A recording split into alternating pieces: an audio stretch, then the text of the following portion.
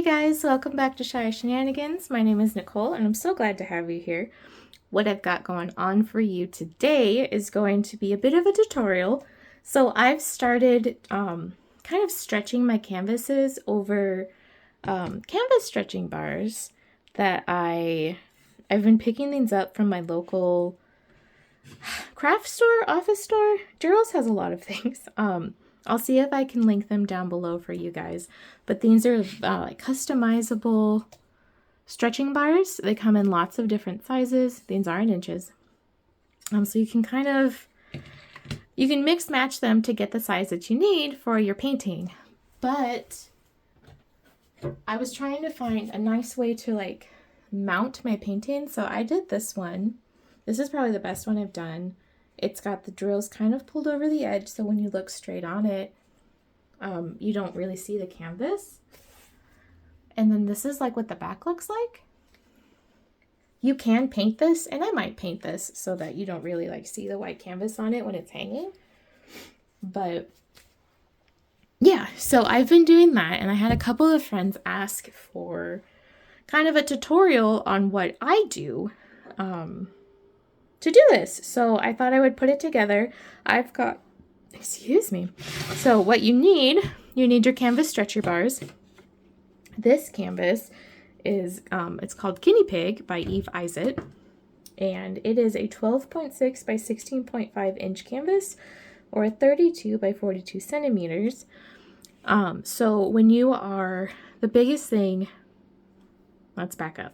The biggest thing that I learned while framing these guys is that you want bars that are going to be smaller than the dimensions of your painting, because you want to be able to wrap that canvas around it so that it looks like a more seamless flow, like an actual painting.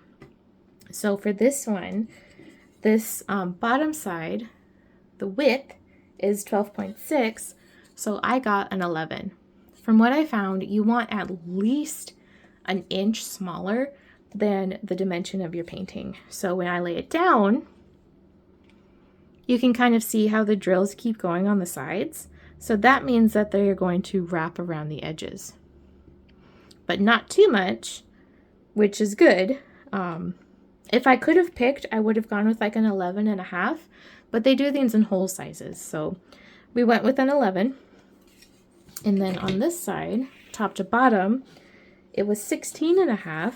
So I went with a 15. And let me zoom you out a little bit so you can really see this. Whoop.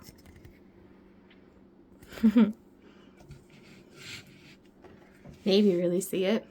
So when I center it, we once again have a little bit on top and bottom so that it will wrap around the top and the bottom. So you need your stretcher bars, you need your painting, and you need a staple gun. Obviously with staples in it. Like staples.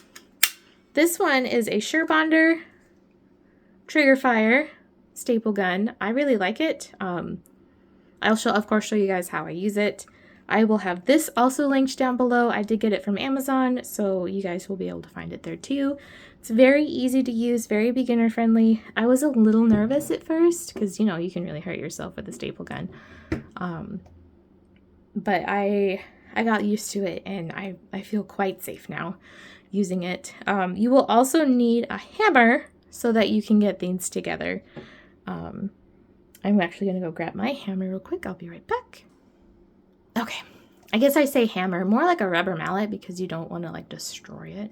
I actually got this one out of, it came with some furniture that I assembled, so I don't have a link for it. But I will find a similar rubber mallet and have it also linked below for you guys. Hang on. Toru is on alert. All right, so yes, let's go ahead and move this to the side. First things first, you're going to want to assemble your frame. So they've got little grooves in there for you to put in, just like this. They are a bit difficult to put in together, which is why I say you're going to want your hammer. I line them up as best I can before I start hammering so that I'm not just like totally smashing this thing. I mean, and you want them to be tight so that they're not like pulling apart on you.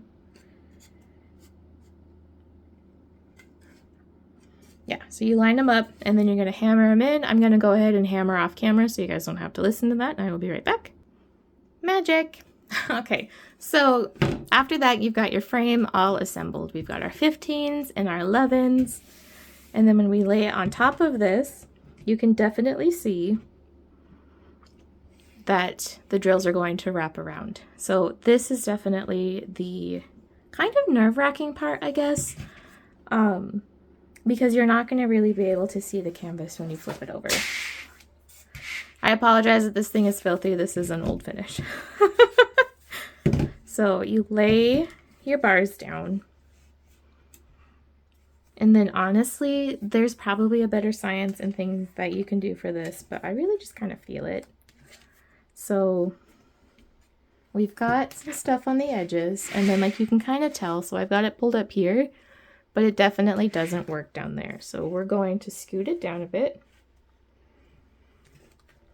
so that you can see it here. It's just barely almost to the edge. And then we're going to pull this, and it does pull up quite a bit. So we're going to go ahead and push, and it looks like this one is pretty perfect to where both the top and the bottom should go to the very edge of the frame. So, which is neat because that is definitely going to help it pull around the edges. So we're going to leave it there, and then I'm going to check the sides. So this one goes to about the edge there, and so does this one. So this is actually this is perfect. I don't think I could have planned this better. So the painting is now centered. So we're going to pull out our staple gun. So this one, it's a trigger fire.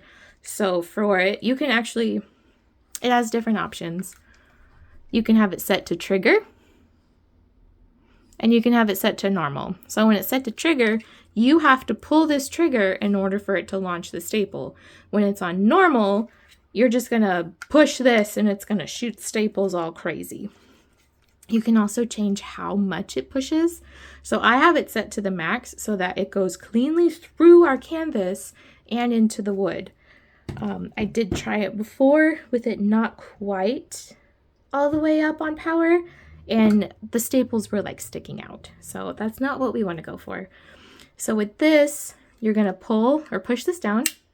You hear a click. You can tell that this trigger has now activated. It's very taut.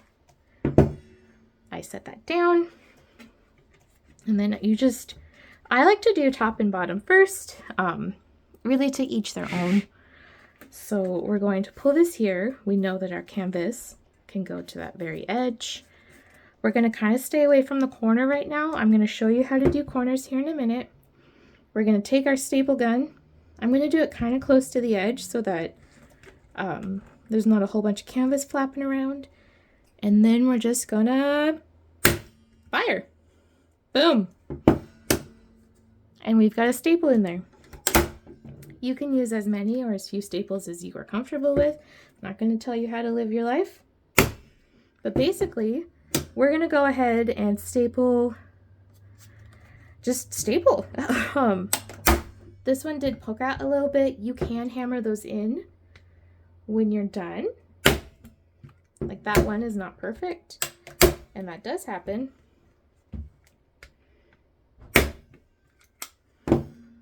All right, so, yep. All right, so that one's not gonna work, and that's actually kind of good for us. So I also have a staple remover tool. So you just slide it under there, you're gonna hold it, and you're gonna pull. It's very easy. I will also link these in the description box below. I had to get this off of Amazon. They're very inexpensive. You can probably get them other places too, but I'll have that link there so you can kind of see what I bought. And now if you push the staple gun like hard on the canvas, that does seem to help more to really get it in there. So that one's mostly in there, so I'm just gonna go ahead and hammer. Yeah, this is not a quiet task. as you guys will know. And then I'm going to show you guys how to do corners. So corners suck. They just do. I do it kind of like a present. So I'm going to fold this in. I'm actually going to go ahead and zoom you guys in down here. Okay. So here's what we've got. I'm going to push in and kind of pull it tighter. So we've got a corner and a corner. I'm going to fold the top in, and then I'm going to pull as hard as I can this side up. You can see how the drills are curving around, which is what we want. You just kind of pull things as tight as you can.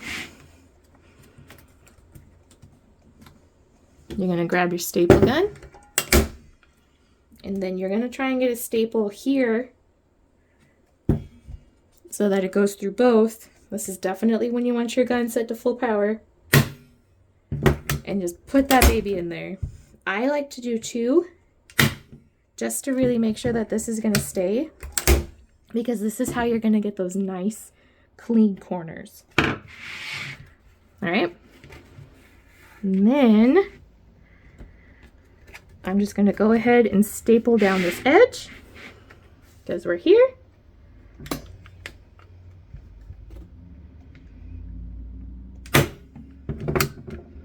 You want to go slow and steady, because if you're going to go quick, that's when we make mistakes. Making mistakes with a staple gun usually ends up with a trip to the hospital, so let's avoid that. Ain't nobody can afford emergency rooms.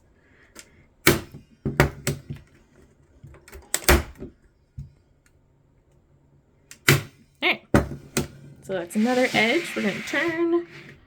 Every corner is honestly pretty much the same. I'll zoom you guys back out. So I'm going to push in. All right. I'm going to fold down, pull up. We have a nice crisp corner. You may lose some drills here, and that's totally normal. You are folding a canvas, so you're changing where they're sticking to. So it would make sense that some might fall off. What you can do is you can try and seal those once you're done. I would recommend using something like the Minwax polyacrylic that we've talked about before. I will have it linked below if you guys want to check it out. I would probably just dabble some on the corners so that you... Sorry about that, dog was barking. But yeah, just put some on the corners so that you know that your drills are really stuck down there. And if you have your canvas shift a little bit, like we've definitely had here, I wouldn't really worry about it. You've still got drills that are going to be around the edge. And you can also flip it around to check. So we're looking really good so far. So we're going to go ahead and pull this a bit tighter. I'm going to start on this side so that we'll go down. We're just going to staple her in.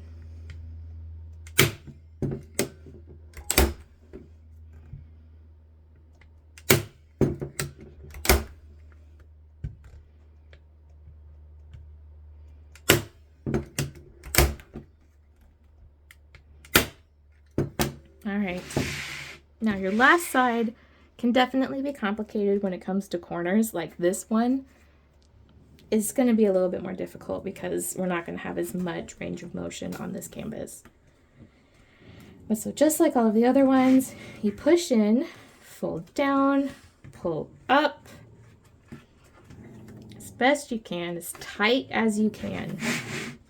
You want those corners tight. Otherwise, stuff is going to start falling off. And then you just staple. Staple. Boom. All right, so you see how this one's already getting kind of funny? We're just going to go ahead and do this corner now.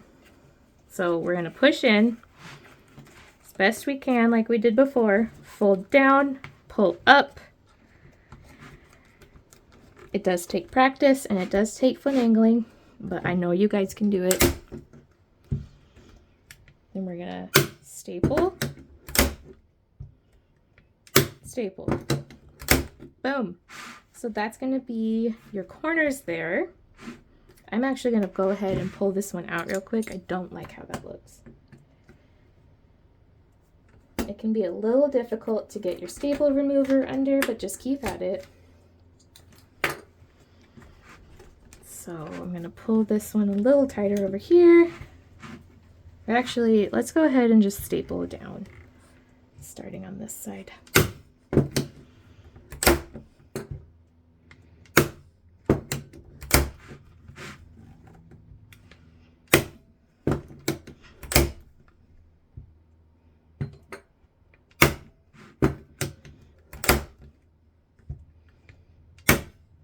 Okay, sweet.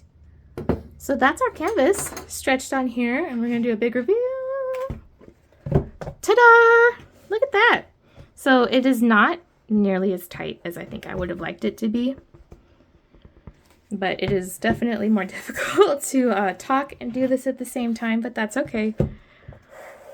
The big thing is just you want to make sure that you're pulling it as tight as you can so that you don't get the flip-flop in here.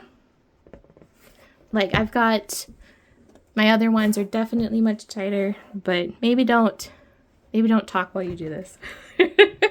But it's really that easy. You put together your bars, you wrap your painting around it, and you staple, and then you're good to go. The only other word I have for you guys is that if you want to hang it, you can absolutely, there's lots of different methods. You can always get those like the wires that you put here and then hang on a hook. I've got a couple of those like sawtooth hardware things that you put on here that you can then like hang on a nail. Lots of different options. You can also just leave it standing up, leaning against something. It looks nice. And then there's your corners, nice and folded and pulled around. And honestly, if your first try doesn't look great, please don't beat yourself up about it.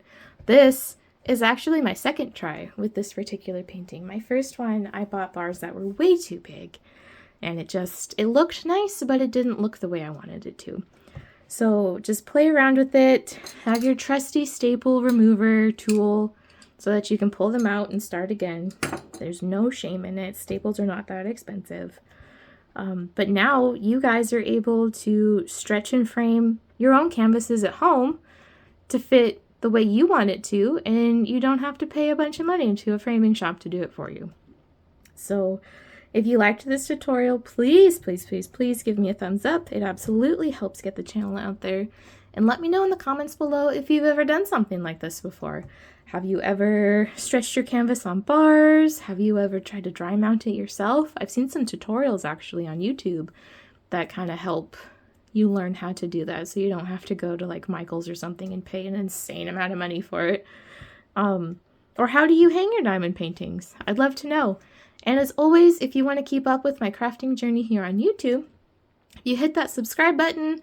YouTube will add you to our family, and it will let you know when I'm able to post new videos. And until next time, you guys, I love you so much. Bye.